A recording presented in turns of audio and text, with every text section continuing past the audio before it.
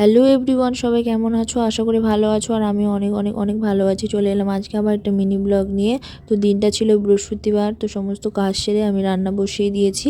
এদিকে ঘিমাতিতা শাক আর শুটকি মাছ হবে। তো সেদিন সারা রাত থেকে বৃষ্টি হচ্ছিল, দিনেও বৃষ্টি হচ্ছিল, সকাল থেকে বৃষ্টি হয়েই যাচ্ছে, বৃষ্টি আর কমছে না। আর বৃষ্টির দিন একদম ভালো লাগে না কাজকর্ম করতে। আজ দিনটা ছিল বৃহস্পতিবার, প্রচুর পুজো থাকে, কাজ থাকে, ভালো লাগে না। আর এদিকে মা দেখো সমস্ত ফুল টুল ধুয়ে রাখছিল। আর আমি এখন চানে যাব, চান করে এসে ঠাকুর ঘরে পুজো দিব। তো দেখো আমি ফাইনালি চান টান করে ঘরে চলে এলাম পুজো দিব বলে। তো আজকে তো বৃহস্পতিবার ঘট বসাতে হবে, তো সমস্ত গোপালকে চান টান করে জামা কাপড় পরিয়ে মা বসিয়ে রাখছিল। আর আমি এদিকে বৃহস্পতিবার আজকে ঘট বসাবো। তো দেখো আমি এখন ঘট রেডি করেছি, আর কি করে ঘরটা বসাই তোমরা শোনো।